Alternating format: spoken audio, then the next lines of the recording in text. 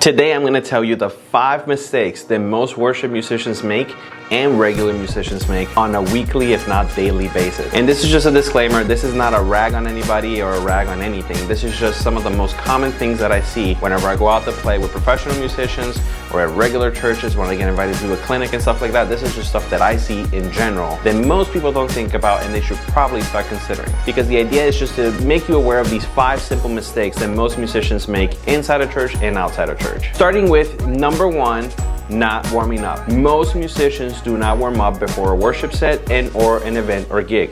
Why? I don't know. There's really no reason for you not to warm up. Warming up is one of the most important things that you could do as a musician to get ready for the gig or the worship set. You have to warm up. It's what helps you hands, feet, and even mind get focused in on the music that you've been practicing so hard to be able to perform and deliver on that. So one of my biggest tips on that is to, number 1, just find a space that you can, sit down, warm up, stretch your hands, stretch your leg, do whatever it is that you need to do to warm up. Take 5 to 10, maybe even 15 minutes if you have it to warm up. Always be warmed up before you play so that way you avoid injuries, issues along the way, and years of pain. The second mistake that I see a lot of musicians make inside of church and outside of church is that they don't memorize their music. It's one of the most unfortunate things because when you don't memorize your music, you just limit yourself in your playing because you're more focused on trying to read the chart, you're trying to remember what you played or practice. Memorization is key, and it's one of the biggest advantages that you can have over another musician, if I'm being honest, is to memorize your music.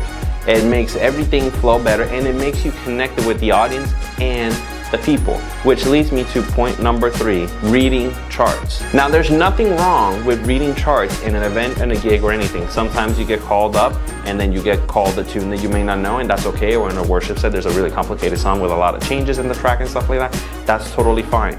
But a lot of the mistakes that musicians make is that they solely read the chart. They forget that they're performing or even leading worship.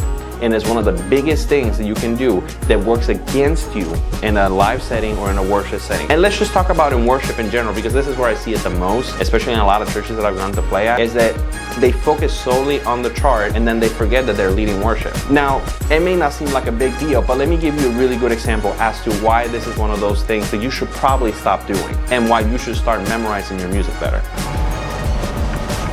Hey, what's up, man? Hey, what's up, brother? Nothing much, nothing much. You doing okay over there? Yeah, I'm having a pretty good day. Yeah, it's a pretty nice day, isn't it?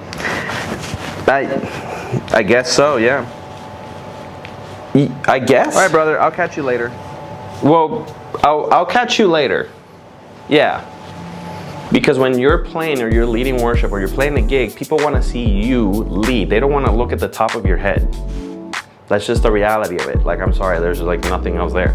They want to see you. They want to see that you're engaged, that you know the music, that you know what you're doing, and that you can lead them through the emotions of the song if you're in a live gig, or lead them into the throne room when you're actually worshiping and playing in a worship band. Number 4, exclusively rely on what you've played before. This is a big no-no, and I'll tell you why. Now, keep in mind, when you're playing live, things change. The atmosphere changes, the vibe changes, the people change. If you're in a worship setting, things change. So you have to be able to adapt to what's going on in the moment. I understand that playing what's on the track or playing what the jazz original track is a great thing, but nobody, listen to me, nobody wants to hear a carbon copy of what the track does or what the album does. People want to see what you play and what you contribute to the song or into the worship. So if you're one of those musicians that is exclusively imitating what's going on in the track, you have a lot of work to do because you are not designed to just imitate. You're designed to contribute. And if you're in the worship, right, if you play worship music, let me just give you this. You can imitate the song, but you will never be able to imitate the anointing. Keep that in mind. And my 5th biggest mistake that most musicians make is that they don't grow. They don't push themselves. They don't go out of their way to just become better at their instruments. And that's just sad because you are designed to become better every day at what you do. Whether it's in church, outside of church, it doesn't matter. You're designed to do better every day. One of the biggest things that I live by is the parable of the 10 talents. And this is a perfect example of what you can do with your talent. Now, from a biblical point, the talents are a representation of money and how he multiplied. But what Jesus is teaching at this moment is, if you have 1 talent versus 10 talents, your job is to develop it. No matter what the setting is, no matter what the situation is you are supposed to develop that, meaning that you need to produce more than what you are. That means in our context, practicing, getting better every day, pushing the boundaries of what you can and can't do musically, learning music like nobody's business, contributing to the band. Like, it's like a never-ending thing. And if God gave you a talent, it's because he's entrusting you with that talent to be developed. So if you're not developing your talent, in a sense, you're doing a disjustice to that talent, because your job is to develop it. And what ends up happening is we take for granted our talent and we get comfortable, and next thing you know, now you're like a 20-year-old drummer or a 50-year-old drummer who's been playing the same thing over and over again, and you have nowhere to go, and then it becomes stale. Don't let that be you. Please do not let that be you. Please, please, please develop your talents. Be better every day and just push yourself to be better. So that's it for today's video. These are just my 5 common mistakes that most musicians make that I've seen throughout the years.